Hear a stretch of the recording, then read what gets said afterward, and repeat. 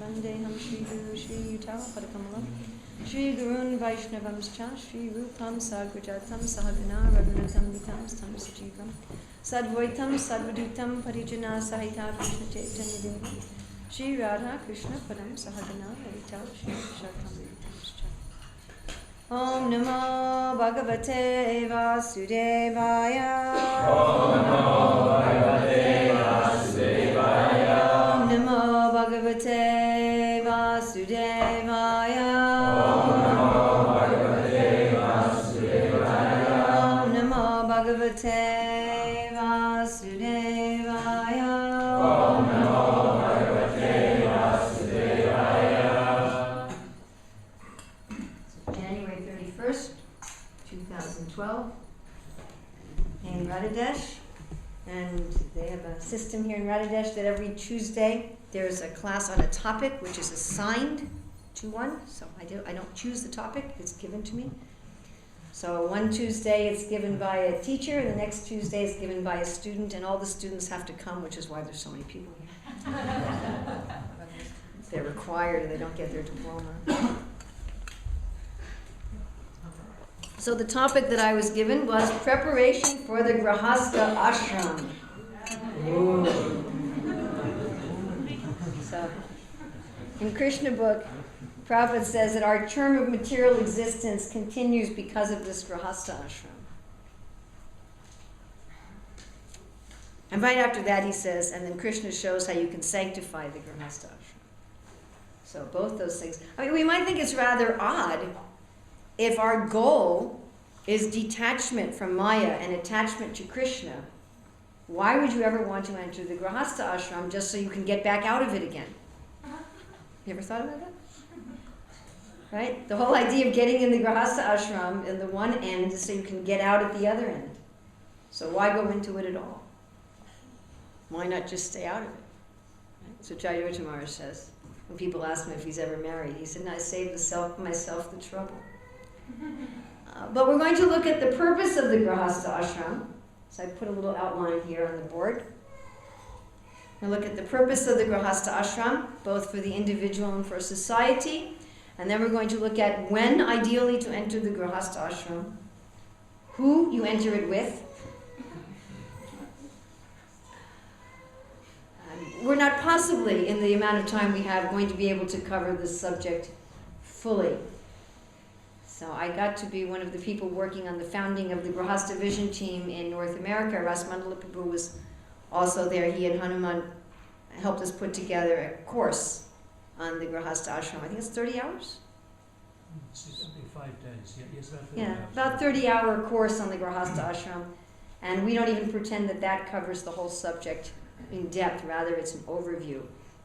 Okay, so let's look at the purpose for the individual. And I'm hoping that something in this class will be of surprise, that each of you will find something surprising and interesting and new in this class that you didn't already know. Okay, first is we're going to look at a progression of independence. A progression of independence.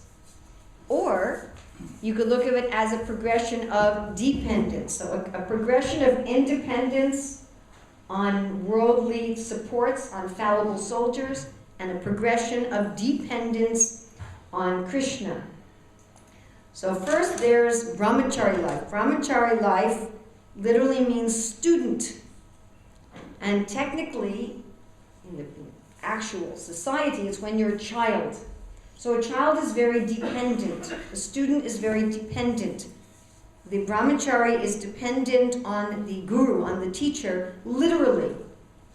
So in the ashram, where you lived with the guru, and by the way, not all Vedic gurukulas did you live with the guru, just like Mahaprabhu ran a day school. He did not run an ashram school.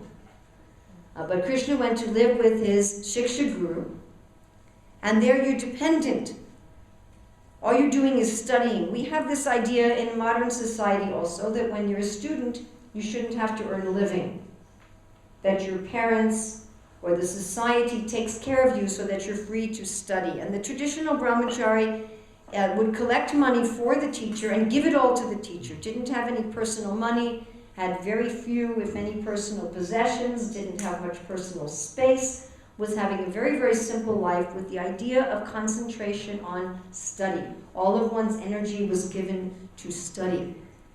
And then most persons go on to get some more independence. And that's one of the reasons why people marry. They want their own money, they want their own kitchen, they want their own place.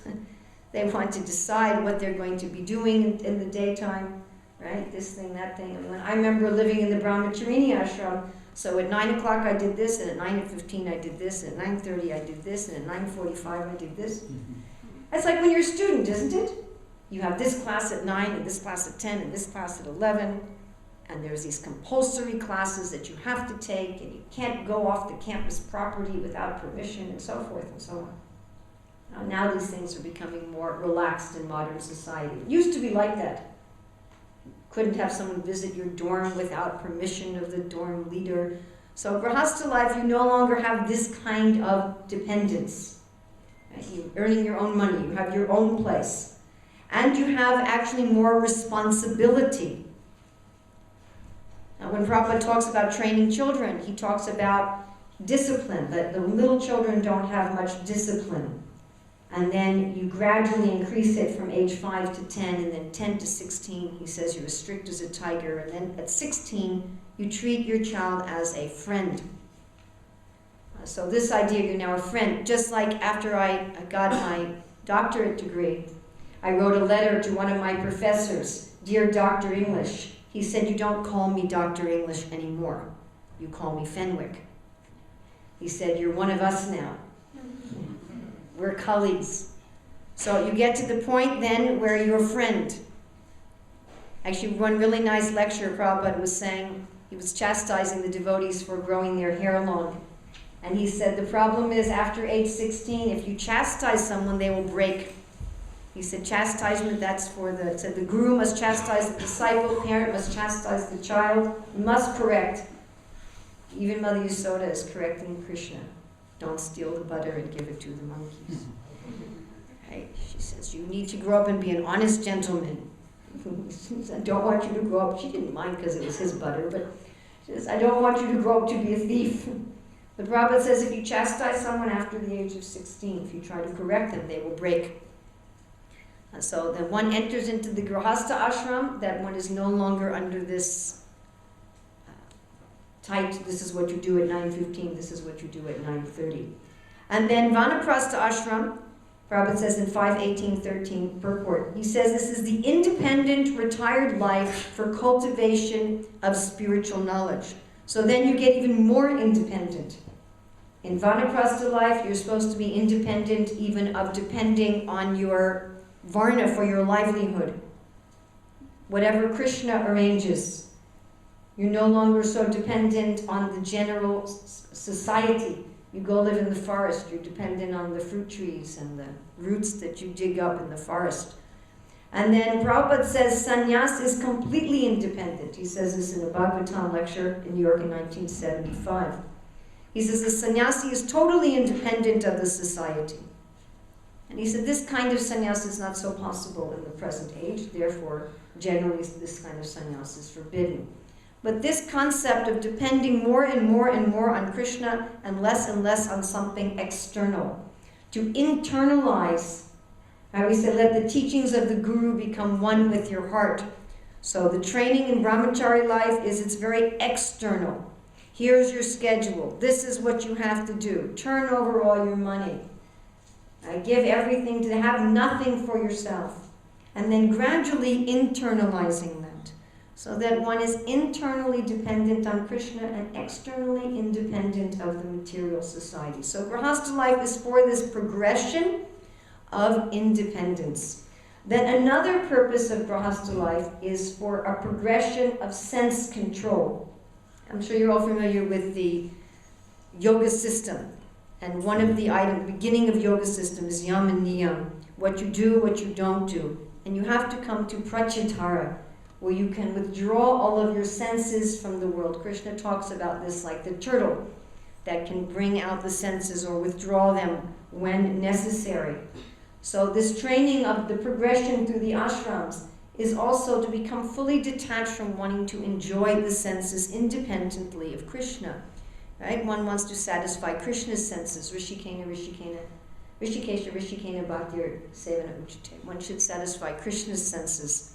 So material life means I want to satisfy my senses separately from Krishna. Just like Srila Prabhupada, I told my father in 1976, he said, just like if you eat good food, you'll get good eyesight, but if you put the food in your eyes, you become blind. I always got this picture of people sticking carrots in their eyes. You know? So our problem is, we're part of Krishna, Mamaivam so jiva loke, jiva bhuta sanatana, but I'm trying to satisfy myself independently. Instead of taking the food and putting it in the mouth, I'm just trying to rub the food on my hands. Right? And it is true that we get some nourishment through the skin. You know that, right? Like sometimes there are medicines that you can put a patch on your skin and some medicine goes through the skin. So you get something. It's a drop of water in the desert. Right? If you just try to eat like this, you'll probably get something, but not very much. You'll starve. So this is what we're trying to cure ourselves from. Trying to enjoy separately from Krishna, and this trying to enjoy separately from Krishna manifests particularly in sexual desire. That's the epitome or the essence of how it manifests. So that's a whole other class, but we can try to briefly summarize. Prabhupada in 525.5 and in Madhya 8.138 describes that sexual desire is inherent in a spiritual body. Do you all know that? Okay. So that means it's part of the soul. Interesting. Which means you can't kill it. I'm sure that many of us here have tried to kill sexual desire. And what do you find? Does it work? Does it work? No. Anybody find it work? No, okay, it doesn't work. So what happens when you try to kill it? It comes out again in some other form. Like a balloon, you push on one end, it comes out in some other place. It may come out as anger, which is called the younger brother of lust. Sometimes we see these. That happened to Vishwamitra. So first he was attracted to Shakuntala and lived with her for some time, and then he said, I'm not going to make that mistake again. And then when Ramba came, he got so angry. I remember if he burned her to ashes or turned her something. Definitely did something not very nice to her. So then he also fell down from anger, right? Lust, anger, and greed. So repressed sex desire turns into anger or turns into hard-heartedness. You just try to stop everything. Have you ever seen even devotees sometimes become like this? Right? We've seen practically, you know, that we get some like nasty, angry, hard-hearted people from trying to kill sex desire. So that's not what you do with it. What's the original way that the jiva enjoys sexual pleasure? Do any of you know? Enjoys actual spiritual sexual pleasure. Very nice explained in Madhya 8.138. Yes. See Krishna and Radhadesh? Yes, to see that Radha and Krishna are together, to please Krishna. And Radharani is the Ladini Shakti, the pleasure energy of Krishna. Anytime you please Krishna, Radharani must be there. Has to be. She's his pleasure energy. She's the Ananda. So when one brings Radha and Krishna together, or Sita Ram, like Hanumani wants to bring Sita and Ram together, then the jiva is also satisfied. The jiva also feels ecstasy. This is yoga. What is yoga? Connection.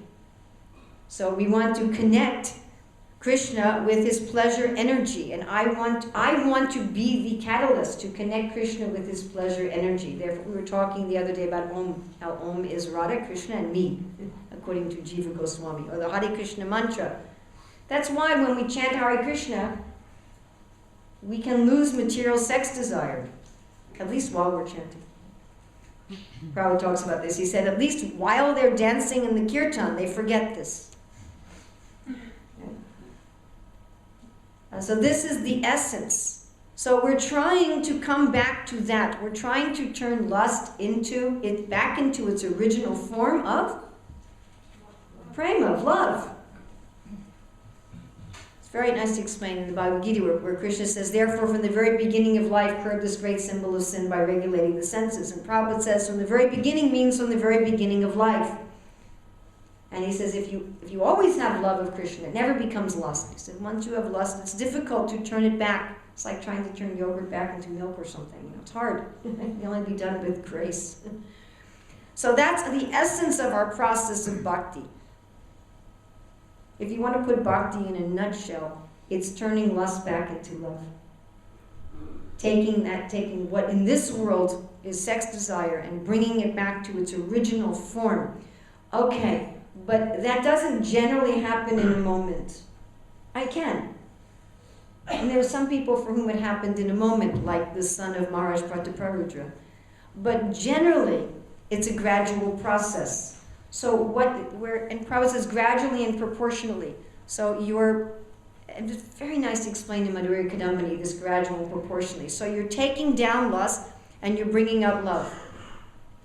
And when you get to somewhere to 40 to 75%, then you're fixed and the remains of lust are not so disturbing. But you're gradually turning it back. But what do you do with the material part of it in the meantime? You've got to do something with it. The sexual energy is very, I'm sure we've all experienced, unless there are any children here, it's very powerful. Isn't it? I mean, it must be, because, look, let's look at the statistics. Too bad that Yadananda Maharaj isn't here. He'd know all the statistics. And Prabhupada refers to this. How many of our sannyasis have fallen down? Prabhupada talks about this in 9:1840. So one person's calculated that 1/3 of the persons who've initiated devotees in the Hare Krishna movement have fallen down. 1/3. And practically every one of them has been due to sex life. Maybe one or two exceptions, but maybe one with drugs, which became also sex life. It's not so easy. And what do you do with it? So therefore there's the ashrams. And my own analogy for this is like if you have a broken arm, how do you fix a broken arm? What's the cure for a broken arm? A cast. But you know, when you first break your arm, if it's a really bad break, they'll also give you painkillers. Did you know that? And you know, these painkillers, they actually help the healing. Because when you're in a lot of pain, your muscles become like iron. I was in a car accident a few years ago, and I finally had to get some treatment from an osteopath. And she said, when there's an impact on the body, the muscles become like iron to protect the body. She had to protect the spine. Right? So when you have an injury, you find that, right? Sometimes your body tenses, and then you can't heal properly. Now, are painkillers the cure for a broken arm? No. Suppose you just took painkillers. Would you cure your broken arm? No. What would happen? You'd re-injure it, wouldn't you? Because you wouldn't feel the pain, you'd re-injure it. And you don't keep taking the painkillers, maybe the first week. Not ongoing. So there's two kinds of painkillers to deal with material lust while we're turning it back into prema. One is renunciation and one is the Grihastha Ashrama. Both are dealing with this. And generally it's a progression. So first you're trained in the brahmachari ashram to be very sense-controlled, to do everything for the pleasure of the guru. You're steeped in the chanting of mantras, like we were talking the other day, the Brahma Gayatri mantra, the Hare Krishna mantra. You're steeped in the study of the Vedas. You understand the higher purpose of life. You're trained in austerity. Prabhupada said that brahmacharis, they were happy to collect alms and sleep on the floor. They thought it was fun. So, I mean, I remember when I was young, and those of you who are still young, you know, it's fun to go camping. It's fun. Or people come here for the kirtan weekend and they're sleeping on the floor with 20 people. We saw the mattresses in the classroom, you know, 20 minutes. It's fun. You go out in the Sankirtan van and you're sleeping in the back of the van and cooking in the back, and it's fun. You know, once you get to be 60, it's not quite so much fun as it is when you're young. And the children get this taste for austerity. They actually relish this austerity. And then most people go on to the Grihastha Ashrama. And Prabhupada explains in 5.119, he says this gives the facility to engage what he calls the strong waves of youthful life. Because what happens to most people if they don't marry? It goes into something sinful. I mean, we have to say, what to say? And this is very nice in the instruction of Yadu. When Yadu was asked by his father, Yayati, please give me your youth. And Yadu says, my dear father, I would love to give you my youth as an obedient son, but if I do that, my spiritual progress will be hampered. I won't be able to become a pure devotee of the Lord. It'll be blocked. It'll take more time. And Prabhupada writes in that purport, unless one fully satisfies these lusty desires in youth, there is a chance of being disturbed in rendering service to the Lord. Therefore, this progression. So I think of it also in that conversation where we were meeting with Srila Prabhupada in 76. So my oldest son was maybe a year and a half old. And he was sitting on my lap. And he had a habit that 45 minutes he could sit on my lap in a class completely silent and motionless and just listen. And after 45 minutes, he'd start playing with my keys and my watch and something. And after an hour, it was over. You know, I couldn't keep him in the class anymore. So 45 minutes went by and he's playing with my keys, and an hour went by and he's getting restless. And one of the devotees brought me a plate of luglus. So I started feeding him luglus. Actually, also one of the devotees came up to me and said, if you keep feeding him luglus, he'll become a Grahasta. He did become a Grahasta, but I don't think because he ate luglus when he was 1.5 years old. But the point is, you don't train children in proper behavior by feeding them sweets. That's not a good child training method. Shh, be quiet, I'll give you a sweet. But it may be useful, temporarily. Right? Eat this sweet, and shh, quiet, so I can hear the class. So Grahasta life is very much like that. It's a sweet for the mind. The mind is going, but I want money, I want my own kitchen, and I want a car, and I want nice clothes. Can I want all those things, you know? I want a wife who's going to say, oh, my hero. You know, and I want a husband who's going to say, I love you, you're so beautiful. You're the most beautiful woman in the whole world. And my mind's going, I want that, I want that. You say, here, take a luglu and be quiet. So that's basically the purpose. You know, that when one is in youth and these desires are very, very, very, very strong, that for most people, they need a luglu.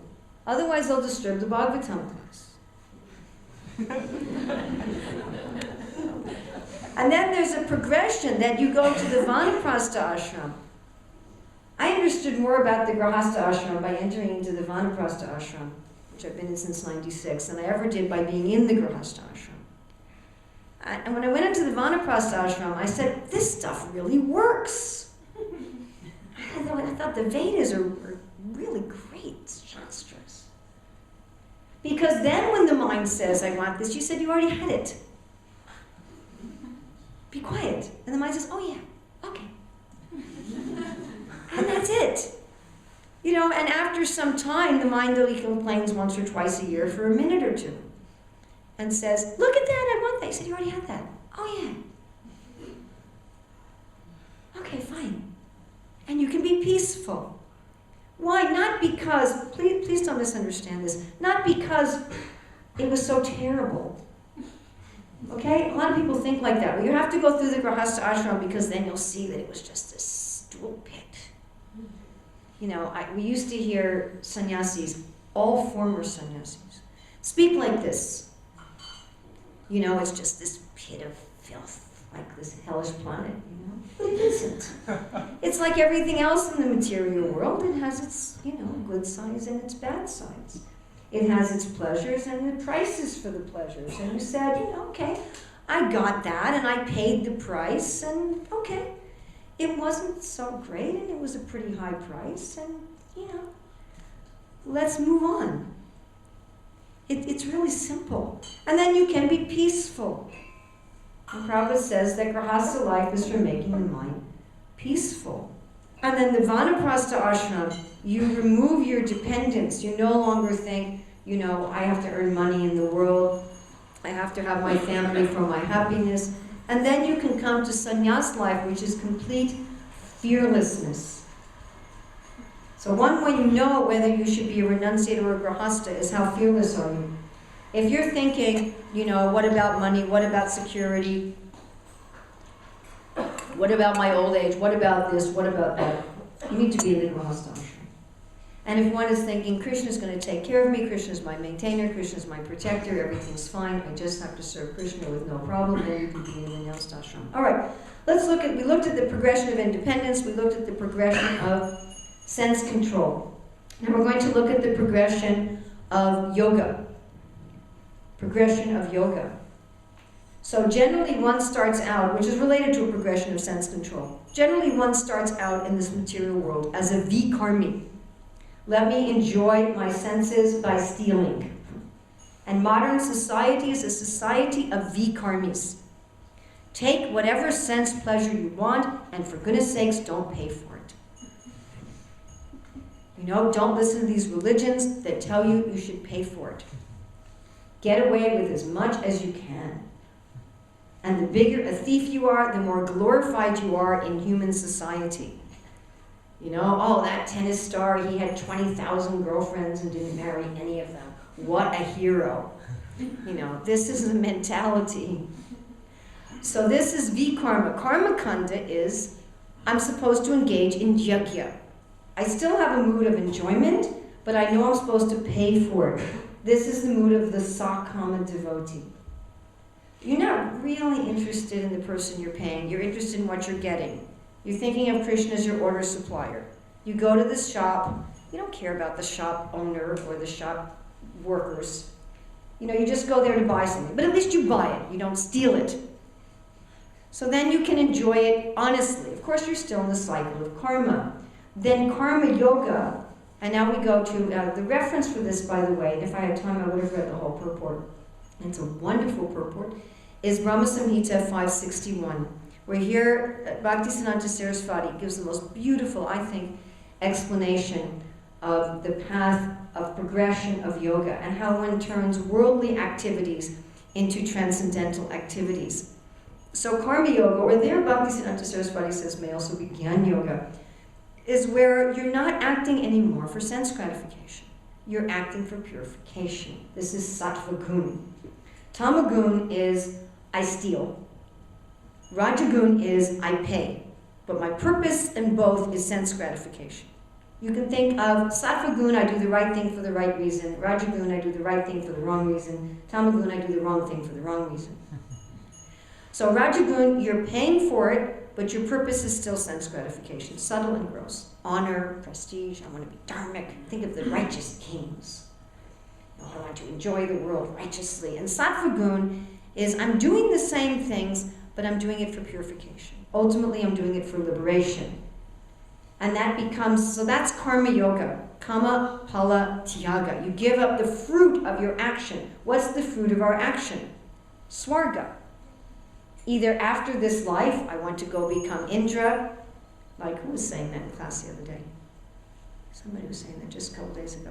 One is engaging in celibacy so they can enjoy all the maidens of heaven. So that's the fruit of karma. I want to go to heaven, or heaven in this life. I want to have a heavenly life.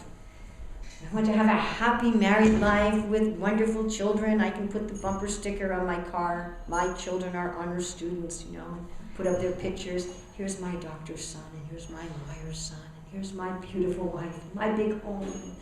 So karma palatya, you give up that. You're not working for that anymore. Not even on the subtle platform. Bhaktivinoda Thakur says 3 kinds of rasa: physical, emotional, and spiritual. So the emotional he calls swarga rasa. So one doesn't want to enjoy any more heavenly delights. One is doing one's activity as a matter of duty for purification. So that's karma yoga, and jnana yoga is when by doing that, this is so nice to explain in the 12th chapter of Bhagavad Gita, By doing that, I've realized who I am. It was so nice what Jahnavi said talking about kirtan. How when she was doing kirtan in Srivas Angan, she had this realization, I'm not this body. So by working without fruit of results, one realizes, I'm not this body.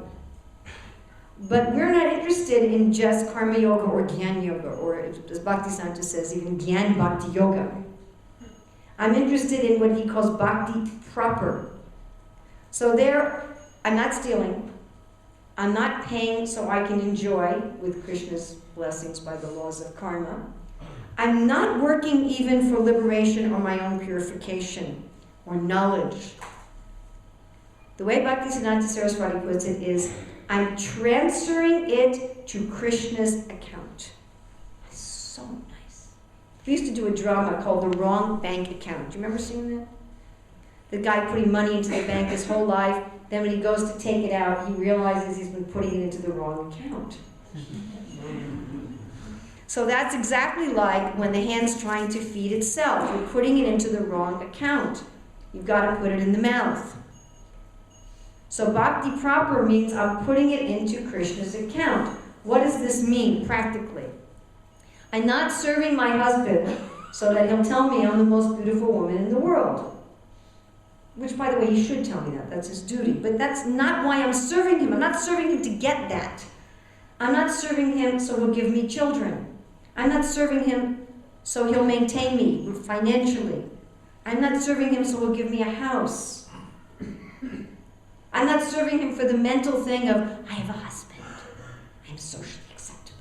Whatever. No, I'm serving him to please Krishna. I'm putting the money in Krishna's account. I'm not telling my husband he's my hero, so he'll tell me I'm beautiful. I'm telling him he's my hero because that's what Krishna wants me to say to him. Just like we did a drama recently in Govardhan of Krishna Lila, you have a script. Right? You're following the script. Why? So everybody will say, oh, good actor. No. So Krishna is going to smile, and the Vaishnavas will smile. Krishna will be pleased. Prabhupada said, the residents of Vrindavan, they're working just to see Krishna smile. So you're taking care of the children. Why? So Krishna will smile.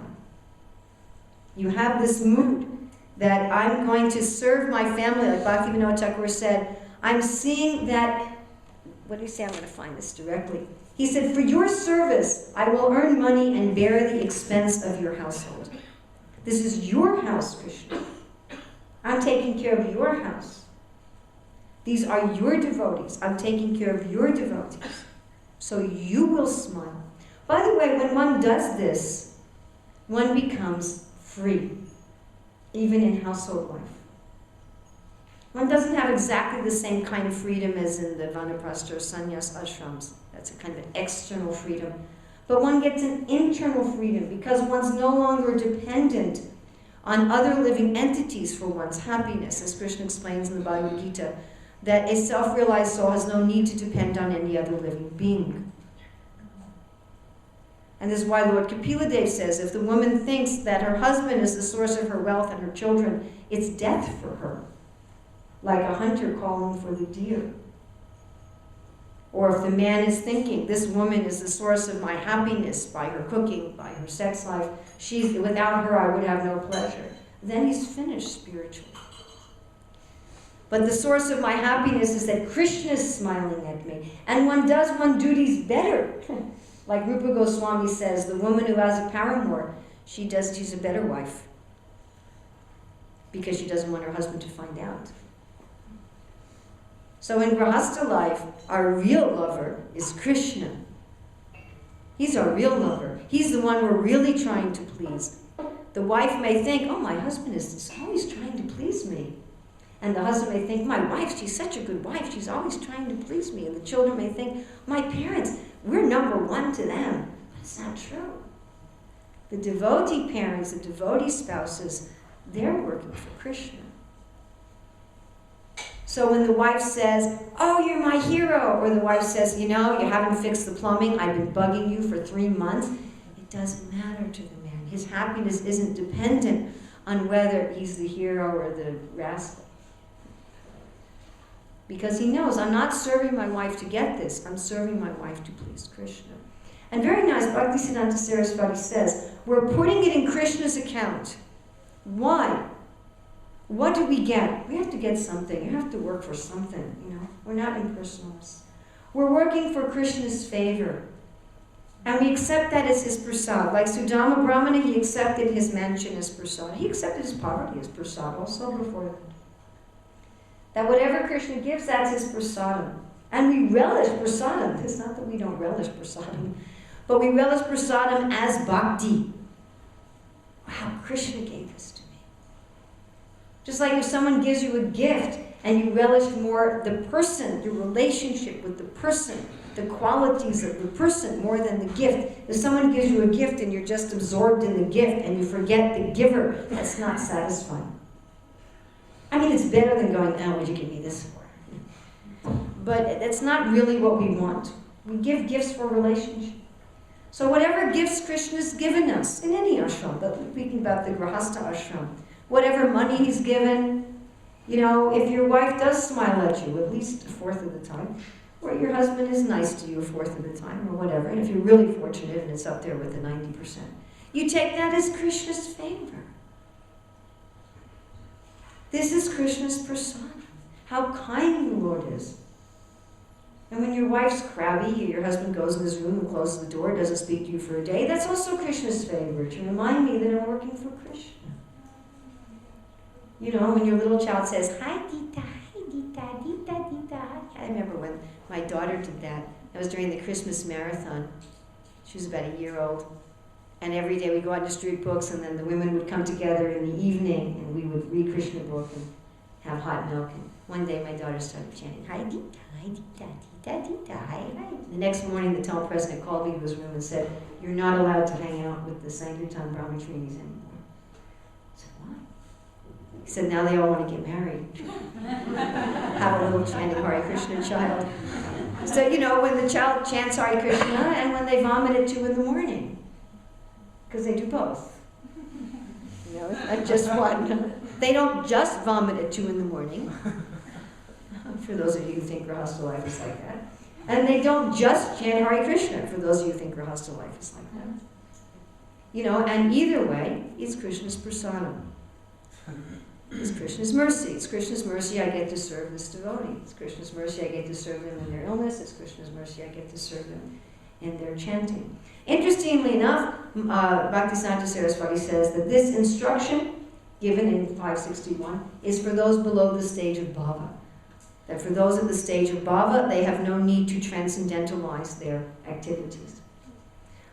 Okay, so we've looked at the progression of yoga.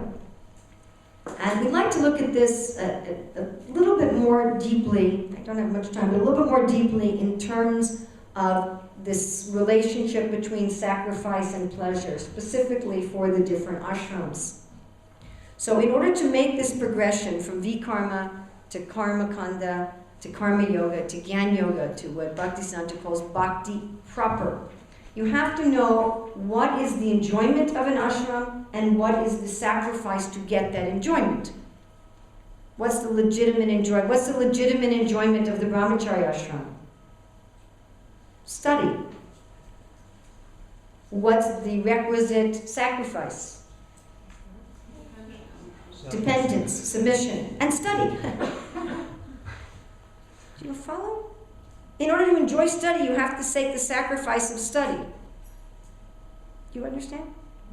In order to get the enjoyment that someone else is taking care of me, and I don't need to worry about that, I have to have the sacrifice that someone else is taking care of me and I'm not taking care of myself. Does that make sense? It's always like that. So what's a sacrifice and what's a pleasure in the Grihastha Ashrama? Money. You get to have your own money, and you can use half of it to buy what you want, as long as it's not sinful things. And what's the sacrifice? The wife. No, that's a different pleasure. What's the sacrifice? You got to earn the money. Okay? You can enjoy the money, some of it at least, in a righteous way. You got to earn it. And you've got to give in charity. You can't enjoy all of it. You've got to earn it in an honest way You can't cheat, you can't lie, you can't steal. Honorably, you have to earn it honorably. Sorry to disappoint some of you about this, but you've got to earn it honorably, and you've got to give some of it in charity, and then the pleasure is you can enjoy some of it. You can buy a chair. In early ISKCON, none of us had chairs. I remember one time when I was in late pregnancy, we bought a outdoor chair, you know, those plastic folding chairs. And my parents were visiting, and my mother said, "Oh, early outdoor." So, you know, you can buy a chair. You can buy a silk chutter. Oh, you can buy a juicer. Nice speaker system. You know, whatever. You can do that. But then you have to do that sacrifice. Okay, another pleasure is the enjoyment of the opposite sex. Gross sex and subtle sex. What's the sacrifice? You got to put up with the opposite sex. It's not easy, by the way. Men and women have very different psychologies. You know, it's almost like, you know, one person speaking Russian, one person speaking Chinese. You know, really, you have to take all these courses, you know. I mean, how do men work anyway? I don't get it. So you have to put up with that. You have to put up with the different needs. What does a woman need? What does a man need? You have to serve the other. And you got to stick to that member of the opposite sex that you marry. You can't just get rid of them if they gain weight. You know, or their hair turns gray. Or they're not so attractive anymore. Or you find out that, you know, your husband leaves his dirty socks lying around, or your wife only cooks nicely 3 times a year, or whatever. You can't just quit. You can't just say, I'm going to get a new model. So that's the requisite sacrifice. And what else do you get to enjoy? This is interesting. You get to enjoy the full use of your psychophysical nature. Because where does one really engage in one's varna? In the Grihastha Ashrama. You know, and then what's the sacrifice? You've got to do that properly. You have to be a proper Brahmana, or a proper Kshatriya, or a proper Vaishya, or a proper Shudra. We could have a whole discussion on that. Right? If you're a Brahmana, you're supposed to protect knowledge. If you're a Kshatriya, you're supposed to protect people. If you're a Vaishya, you're supposed to protect all the world's natural resources and the animals. If you're a Shudra, you're supposed to protect the arts and the skills. You're supposed to take care of those things and use them in Krishna's service. Okay? And then you also get to enjoy the children. What's your sacrifice? You got to take care of the children. You've got to educate the children. You've got to feed them and clothe them. Right? And other main sacrifices of the Grihastha Ashram, Prabhupada says, are deity worship. He says if Grihastas do not engage in deity worship, he says their fall down is positively assured. That's in 7.5.23.24, if you don't believe me. And also the Grihastas are responsible for funding all of the yagyas in society. All right. So when do you enter into the Grihastha Ashrama? Now, many of you are not going to like this part of the class. I apologize, but oh well. Okay. So, in Bhagavatam 1:17-38, Prabhupada said, direct quote, must be compulsory marriage. It says, girls maximum 16, boys maximum 24. Told you wouldn't like it. In a lecture in Vrindavan in 1976, Prabhupada says this attraction between men and women is natural.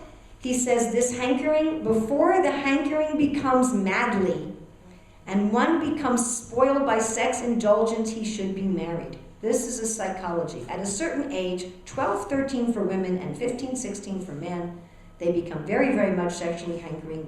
If they marry at this age, their unity will endure. It will never break. There will be no more divorce.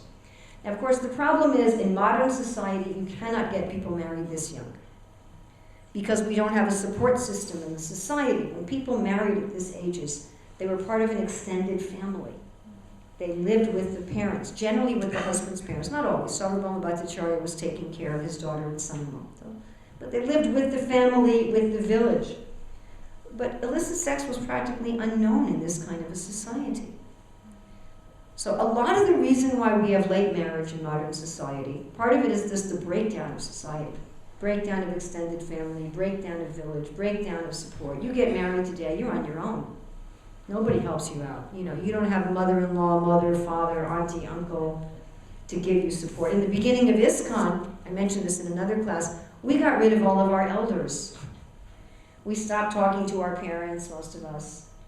You know, we were all like under 30. We were all 15 to 30. We had no elders. The only elder was Srila Prabhupada. And so we didn't know how to do anything. We didn't know how to treat a husband, how to treat a wife, how to take care of children. I mean, it was just really not a very, it wasn't a society. But the other reason why late marriage is propounded in modern society, first of all, it's being propounded very strongly by the zero population growth people. Because if you get married later, obviously you'll have fewer children. Done. You know, so they're trying to push the age of marriage as late as possible. And in Hungary, I was at a devotee-sponsored ecology conference where one non-devotee professor was speaking, and he said, he said this, he really did. He said, the reason we want to limit the population is so that each of us can get more. He really said that. He said, you know, those Americans, they were really down on the Americans.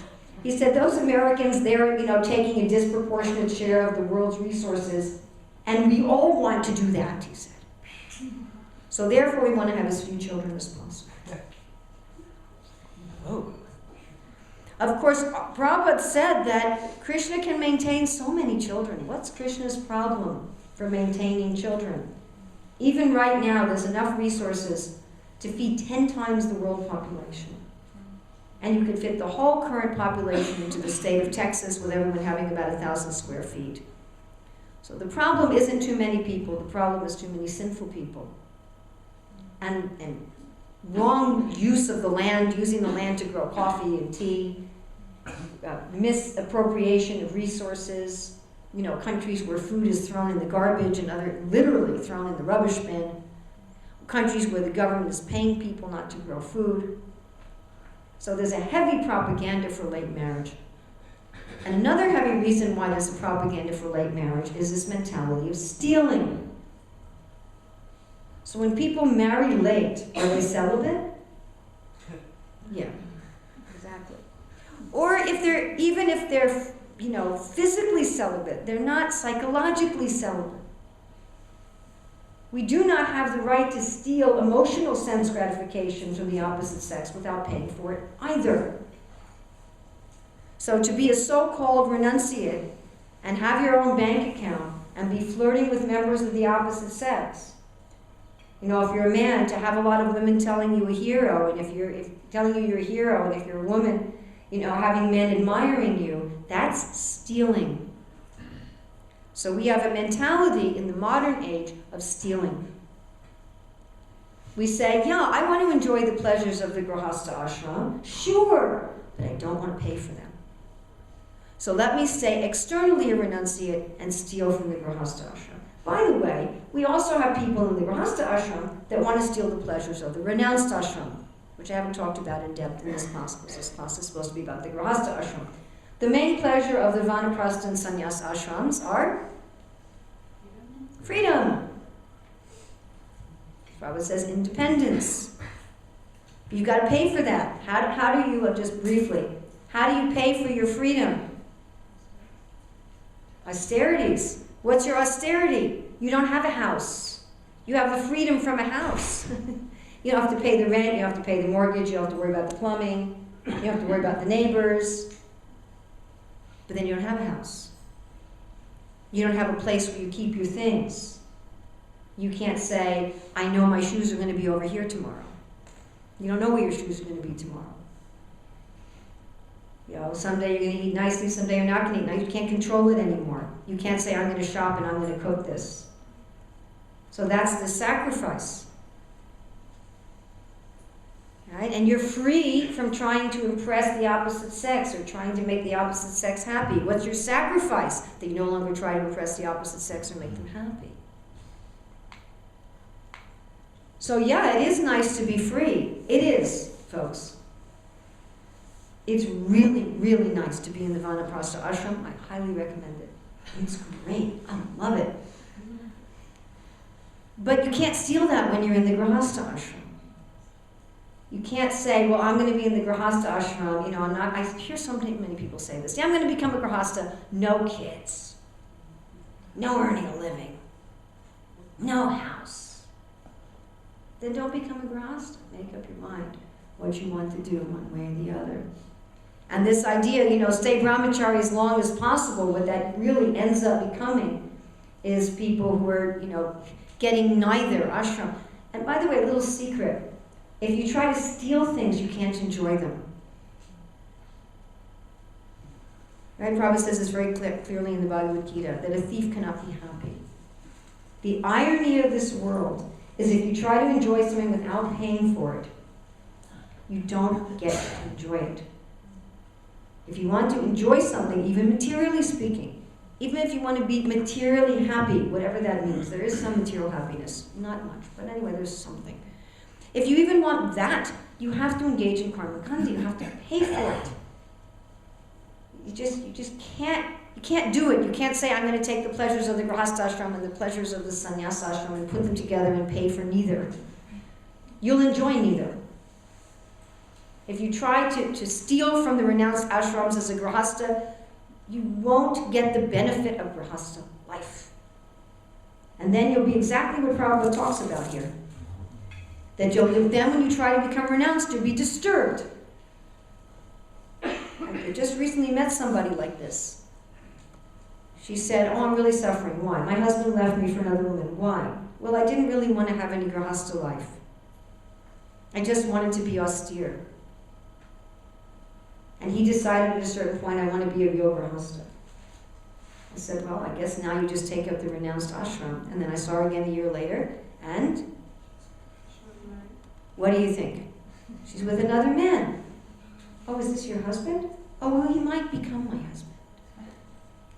So if one is a phony Grahasta, it doesn't work. It won't purify you. If you're a phony brahmachari, it won't work. You've got to be the real deal. You actually have to go through it properly. And part of that is the age.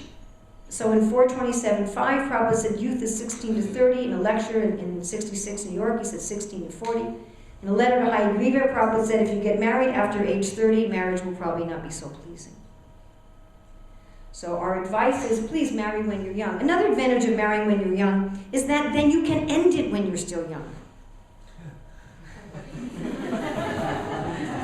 Sound too good? Maybe they should have asked someone else to give this lesson.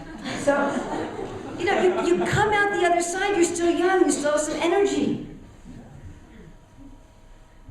You're not like, you know, if you get married when you're 70. Hare Krishna. You know, and then you try to be a world preacher, you know, and you're like 92. And she's Krishna, you're not going to do it. You can't do anything. So it's really nice, you know, you've done it. You've had the husband, you've had the wife, you've had the money, you had the house, you had, you know, the nice jewelry, the nice sari, and all that kind of stuff. And the woman wearing the nice jewelry, the woman wearing the nice saris.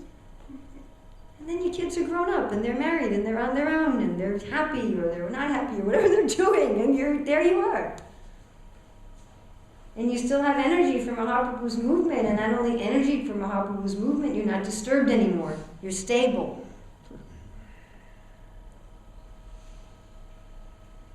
And we have, and you can say to people, I did that. You know, it's very hard to help people with something that you have no experience with.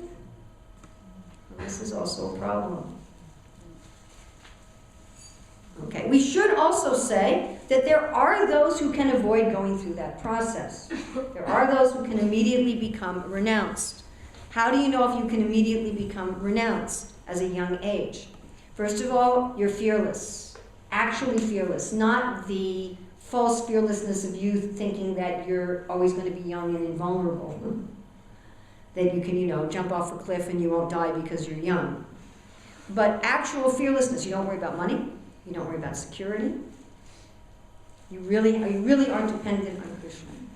You're not trying to steal emotional gratification from the opposite sex. You really got to be honest with this.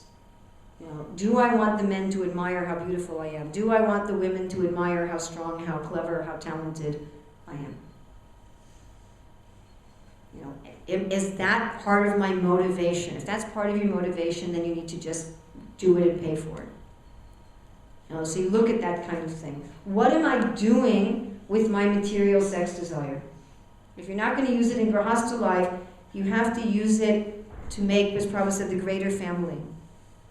If you're not going to use it for children, you have to see the world as your children. I mean, what is sex life? Connection, pleasure, creation.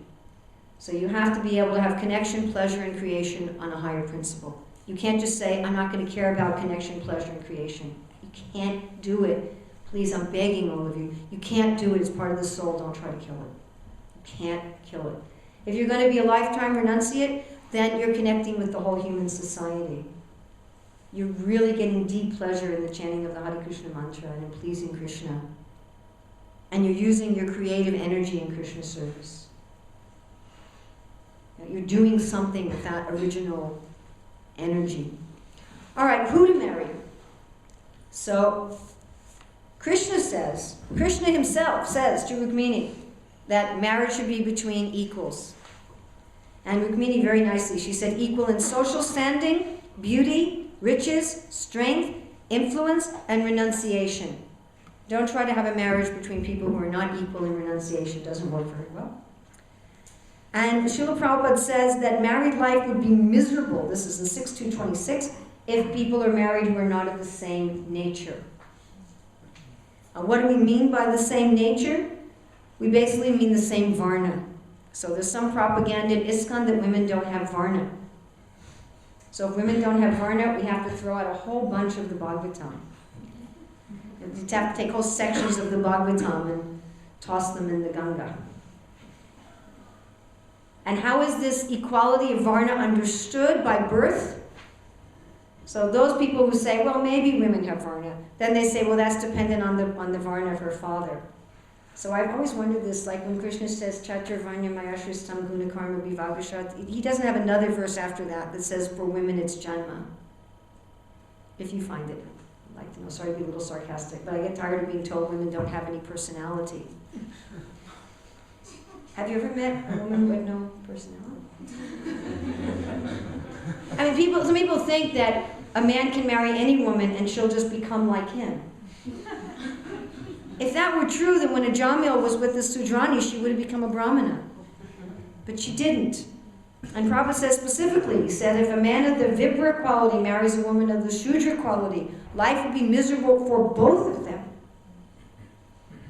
So how does Prabhupada say Varna is determined? He says you must look at astrology. He says this in 9:18:23, in 3:21:15, and in 6:2:26, and as well as a number of places. Astrology would mean that it's some quality of yours.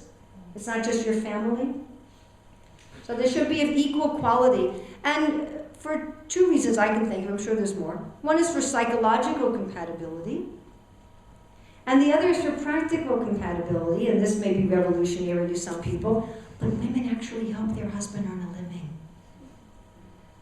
Okay, the Vedic woman was not only a nappy changer, a dishwasher, and a floor cleaner. My dear friends, someone who only does that in their life is called a domestic servant. Okay? And we have no quarrel against domestic servants.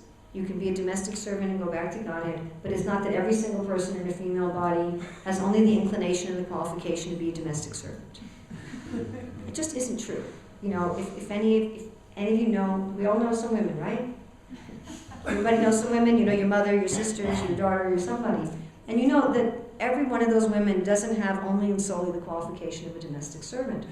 And Prabhupada talks about, he said, we see the weaver. The wife is weaving and the husband is weaving. The wife is spinning, the husband is weaving. He said the potter, that they're helping in the same occupation. Draupadi was helping her husbands run the kingdom. The occupation of a potter's wife and a queen is not the same. So one reason for equality of varnas is so that the husband and wife can work together, that the woman doesn't have to work independently to fulfill her varna nature. And the very last thing we'll talk about very briefly is Prabhupada says that girls should be trained when they're young to be chaste and faithful and to be expert cooks, and boys should be trained in a specific training for a livelihood. He says that in 276.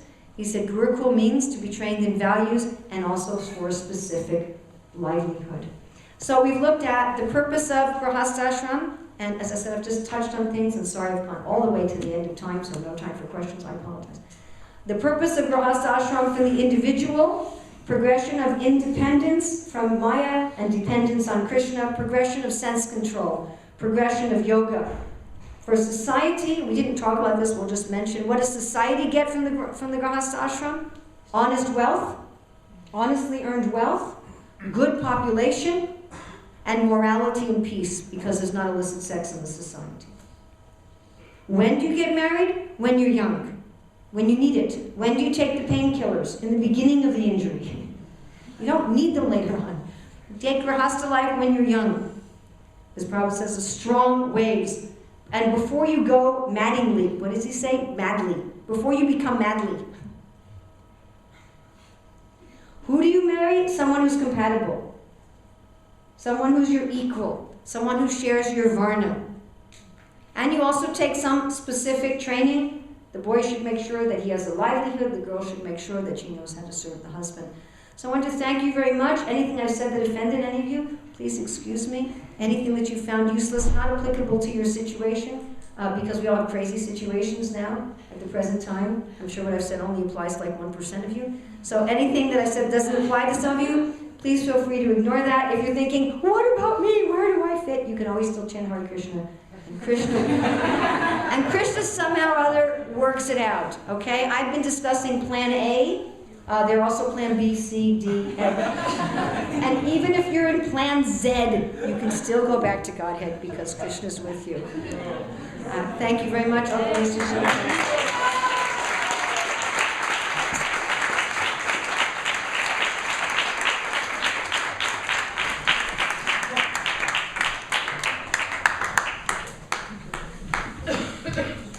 Thank you, Maharaj, for sitting through the Grihastha Ashram. I was one of the early in and early out. Yeah, you're one of the...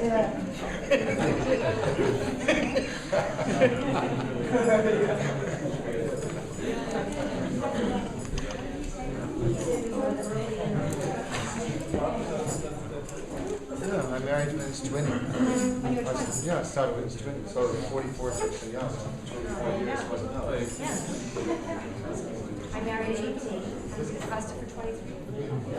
My husband was 52 and I was 41. 1 year. 1 year.